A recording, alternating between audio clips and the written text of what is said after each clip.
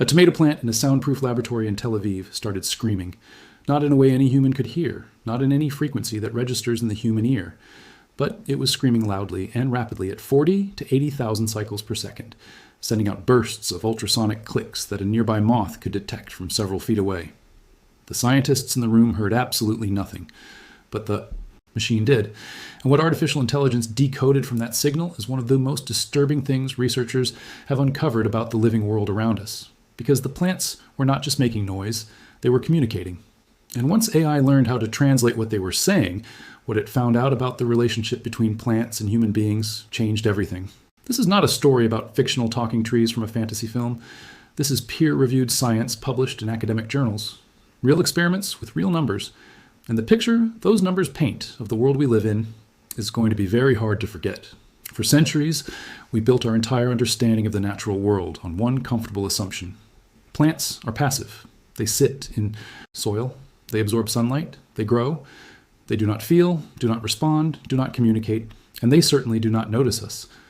We walked through forests without a second thought. We mowed our lawns on Saturday mornings and trimmed our hedges without any awareness that we might be doing something that could be registered, recorded, or reacted to by the living organisms surrounding us. We planted, harvested, cleared, and burned the plant kingdom with complete confidence that our actions moved in one direction only. We shaped plants. Plants did not shape us. We were completely wrong. And it took an artificial intelligence system to finally pull that assumption apart and show us what was actually happening around us the entire time. The discovery that opened this entire field came from Tel Aviv University, published in a peer-reviewed scientific journal, and it sent immediate shockwaves through the biological sciences community worldwide. Researchers placed tomato plants, tobacco plants, wheat, cactus, and several other species inside a specially designed acoustic container in an isolated soundproofed room. The microphones they used were no ordinary recording devices. They were ultrasonic detectors capable of capturing frequencies far beyond the 20 kilohertz ceiling of human hearing. And then the researchers waited. At first, there was nothing unusual, but the moment they stopped watering the plants and allowed drought stress to build, the silence broke apart entirely. The plants started clicking. Rapid, structured bursts of ultrasonic sound, each click a distinct pulse carrying specific encoded information about the plant's internal condition. A thirsty tomato plant was producing these sounds at a rate of up to 40 per hour. A plant that had been physically cut with scissors produced a completely different acoustic pattern. The researchers then fed all of that sound data into an artificial intelligence system trained on machine learning. The AI analyzed the patterns, learned the structural differences between different stress types, and was tested on recordings it had never seen before. It achieved 84% accuracy. The machine could listen to a plant and tell you whether it was thirsty or experiencing physical pain. 8 times out of 10, it was correct. And that is not a number that can be explained by chance. That single finding should stop everything because it means plant sounds carry structured, encoded, repeating information about the plant's internal state. Information that has been broadcasting into the air around every living creature on Earth for millions of years at volumes roughly comparable to ordinary human conversation in a frequency range that we simply lacked the biological equipment to detect. We were not missing background noise. We were missing an entire living language that has been running continuously all around us since long before our species first appeared. And the only thing that finally made it audible was a machine learning algorithm trained by human beings, who, even then, were surprised by what they heard. In July 2025, the same Tel Aviv University research group published a follow-up study that moved into entirely new scientific territory. They confirmed for the first time in recorded history that animals respond directly and deliberately to plant sounds. The experiment focused on female moths. When given a choice between a stressed plant emitting rapid ultrasonic distress clicks and a healthy plant sitting in complete silence, the moths consistently chose to lay their eggs on the quiet plant. They were listening to the plants. They were making life decisions. Decisions about where to place the next generation of their offspring based on acoustic signals produced by plant tissue. The study was published in the journal eLife. Researchers described it as the first scientific evidence of direct acoustic interaction between plants and animals, and it confirmed something with enormous ecological implications. The plant kingdom has been embedded in a functioning communication relationship with the animal world for an incomprehensible period of time. Insects, bats, small mammals, and potentially dozens of other species have been navigating their environments partly by listening to information that plants were continuously broadcasting. We were the only participants in the living world who had been completely deaf to it. Scientists had known for several decades that trees are connected through underground fungal networks. Mother trees sharing carbon with struggling young seedlings. forest communities sustaining their weakest members through a quiet underground system of mutual support running across entire ecosystems. That story was not entirely wrong. But when artificial intelligence was given access to the full data flowing through these fungal threads, it revealed that the cooperative narrative had been capturing only half of the picture and leaving out the half that changes everything. When a tree in a connected forest network is attacked by insects, it does not sit passively and absorb the damage. Within hours, it begins pushing specific defensive chemical compounds, including jasmonic acid and methyl jasmonate, through its root system and into the shared fungal network. AI tracking these signals with unprecedented timing precision found that trees hundreds of feet away from the original attack site were beginning to produce their own defensive enzymes before a single insect reached them. The warning had arrived underground first. Research on leguminous plants confirmed that when one plant suffered an aphid infestation, its connected neighbors began emitting volatile compounds within 6 hours that attracted the natural predators of those aphids. The plants were not just defending themselves, they were calling in biological reinforcements. The forest was functioning as a single coordinated defensive organism, with the fungal network as its communication system and chemical signals as its language. But artificial intelligence also found what the cooperative narrative had quietly overlooked. Certain tree species, with the black walnut being the most thoroughly documented example, use the same underground network not to help neighbors but to destroy competitors. They release allelopathic compounds through their roots that spread through fungal threads and suppress the growth of competing plant species in their surrounding territory. They are essentially poisoning rivals through the same biological channels that other species use to share resources and send warnings. AI pattern analysis showed that this is not a random chemical side effect. The distribution of these toxic compounds targets competing species while leaving symbiotic fungal partners largely unaffected. The Wood Wide Web is simultaneously a resource-sharing network, a biological alarm system, and a chemical weapons delivery system, running all three functions at the same time through the same underground channels. The forest, at the root level, is a place of deep interconnection, rapid information exchange, and calculated territorial aggression, all happening in total darkness beneath every step we take through any piece of ground that has trees growing on it. In 2024, researcher Yu Fukasawa at Tohoku University watched fungal mycelium grow across a laboratory floor where wood blocks had been arranged in geometric patterns. The mycelium did not spread uniformly across the available space the way a basic biological growth model would predict. It reached towards specific blocks, prioritized certain connections, and left others completely untouched. Fukasawa's published conclusion in the journal Fungal Ecology was that the network was demonstrating something that functioned as decision-making and memory. No brain, no neurons, no central processing organ of any kind. Just a distributed biological network making choices and doing so with a sophistication that made researchers stop and think very carefully about what the word intelligence actually means. And then came the research that made scientists personally and directly uncomfortable in a way that underground fungal warfare had not quite managed. A 5-year investigation running from 2020 to 2025, conducted by researchers associated with MIT, the University of Cologne, and collaborating institutions across Europe, asked a question that most mainstream biologists had previously considered too unlikely to study seriously. Do plants respond to specific individual human beings, not to humans in general, not simply to warmth, movement, or carbon dioxide output as generic environmental signals, to specific people distinguishable from one another as individuals? The research team attached custom-built bioelectric sensors to plant stems and leaves and recorded the electrical voltages produced by the plants in real time across extended periods of different people interacting with the same plants.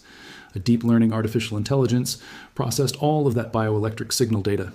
The results were published in peer-reviewed journals, and the findings were unambiguous. Plants generated distinct and measurable bioelectric signals that correlated with specific individuals.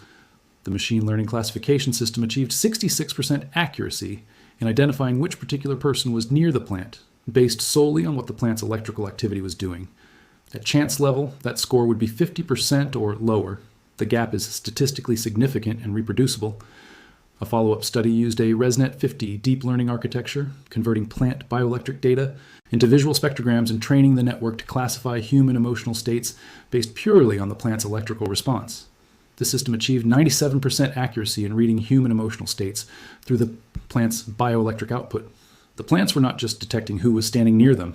They were tracking how that person felt at a level of accuracy that exceeded most human ability to read emotion in other people. In November 2025, an independent study published in the journal. What it is revealing is that plants under the greatest human pressure are producing the airborne compounds most damaging to human airways. Whether that pattern represents a biological response to stress or simply a chemical consequence of cellular damage does not change what is landing in your lungs every time you breathe outside. During pollen season, when you place all of these findings beside each other, the picture that assembles itself is genuinely difficult to absorb. Plants produce structured ultrasonic distress signals that carry specific encoded information, and animals make critical survival decisions based on those signals. Trees coordinate active defenses across entire forest networks through underground fungal channels that simultaneously run cooperative and competitive chemical programs. The fungal networks themselves demonstrate decision-making and memory without any central processing organ. Plants generate distinct bioelectric responses to individual human beings and track human emotional states with an accuracy that surprised even the researchers who measured it. And the plant kingdom, under the heaviest human pressure, is producing airborne compounds that are making it measurably harder for human beings to breathe. We built artificial intelligence expecting it to help us understand ourselves better and to expand human control over the natural world. Instead, one of its most profound contributions has been to reveal that we were never the only active party in our relationship with the living world. We thought we were the observers and the plant kingdom was the observed. We assumed we were the only ones paying attention. The science is now saying something very different. Every footstep across your lawn registered an electrical response in the grass beneath it. Every tree that was brought down produced a cascade of chemical signals that traveled through the surrounding fungal network before the wood even hit the ground. Every garden you have ever walked through generated a bioelectric record of your presence and your mood. The question is no longer whether plants have a language. They do. The question is no longer whether they respond to us. They do. The real question, the one that researchers are only beginning to frame now that AI has given them the data to work with, is what kind of participants we want to be in a conversation that has been happening for hundreds of millions of years without our awareness, because the conversation never waited for our permission to begin. It started long before we arrived. We just walked into it, assumed the room was empty because we could not hear anything, and proceeded accordingly. The machine learned to listen before we did. And what it has been hearing from the living world around us is a story far older, far more complex, and far more aware of our presence than we ever imagined possible. There is one more dimension to this story that AI has brought into focus, one that has implications extending well beyond the laboratory and into the everyday decisions we make about how we live. The global plant biosphere is not a collection of separate ecosystems reacting independently to their own local conditions. When NASA's satellite-based hyperspectral imaging data was combined with ground-level sensor networks and processed through deep learning AI, researchers began seeing patterns of coordinated response across the global plant kingdom that defied any purely local explanation. When a major environmental event occurs, a massive wildfire in one region, a chemical disaster affecting a river system, or a large-scale deforestation event, the ripple of changed chemical and electromagnetic output from the surrounding vegetation does not stay contained to the immediate area. The signal spreads. Plant communities in connected regions begin shifting their chemical production and electrical output in ways that track the distress of distant ecosystems. This finding has led some researchers to propose that the global biosphere functions more like a single interconnected system than like a collection of isolated environments. The idea is not that there is a global plant consciousness making decisions the way a human mind makes decisions. The scientific case is more precise and, in some ways, more sobering than that. It is that the aggregate response of billions of interconnected plant organisms, communicating through airborne, volatile compounds, underground fungal networks, and potentially through electromagnetic signals in ways that are still being studied, produces coordinated outcomes at a global scale that no individual plant is directing. But that emerges naturally from the density and depth of the connections between them. The forest is not thinking, but the forest is nonetheless coordinating. And AI is the first technology human beings have ever had that is capable of watching that coordination happen in real time and at the scale where it becomes visible. The practical consequences of this for agriculture are already being taken seriously. If AI can decode plant stress signals with 84% accuracy from ultrasonic sounds alone, then equipping farm sensors to listen to crops the way the Tel Aviv research team listened to tomato plants in their soundproofed room becomes a realistic agricultural tool. You would know a crop was thirsty before it showed any visible signs of water stress. You would know which rows were experiencing pest pressure before the damage became visually apparent. You would potentially save billions of gallons of irrigation water per growing season globally by responding. That technology now exists, but the moral dimension of what AI has uncovered is harder to resolve with practical applications. If plants register individual human beings through their bioelectric fields, store patterns that allow them to distinguish one person from another, and generate responses correlated with human emotional states, then what are the ethical implications of the ways we currently treat the plant world? This is not a question that science is currently positioned to answer. The research does not establish that plants experience suffering in any way comparable to animal suffering. It does not claim that plants have consciousness, feelings, or any form of inner experience. What it establishes is that plants are far more sensitive to and aware of their environment, including the human beings moving through it, than any previous scientific framework suggested. What we do with that information is a question that sits in the territory between science and philosophy, and it is one that the data is increasingly making it harder to avoid. What we know for certain is this: the world we walk through every day is not the quiet, passive backdrop we assumed it to be. It is loud, active, and full of information, operating on frequencies and through channels that we only recently developed the tools to detect. Every blade of grass produces an electrical response when you walk across it. Every tree, in a connected forest, sends chemical messages through underground fungal networks in response to threats it detects. Every stressed plant broadcasts its distress into the surrounding air at frequencies that insects, mammals, and birds have been listening to and responding to since before our species existed. The rise in allergies, affecting billions of people, is connected to the chemical transformation of pollen being produced by plants under the greatest stress from human activity. And a 5-year scientific research program has confirmed that plants respond to us individually, tracking our presence and emotional states through their own bioelectric systems. Artificial intelligence did not create any of this. It did not change the plant kingdom or alter what plants were doing. What it did was give us the tools to finally see what has always been there. The language was always being spoken. The network was always operating. The signals were always broadcasting. We were always being registered by the living world around us. We just did not know it. And now that we do, the question that researchers, philosophers, farmers, and ordinary people all find themselves facing is the same one. Not whether the plants are talking, they are.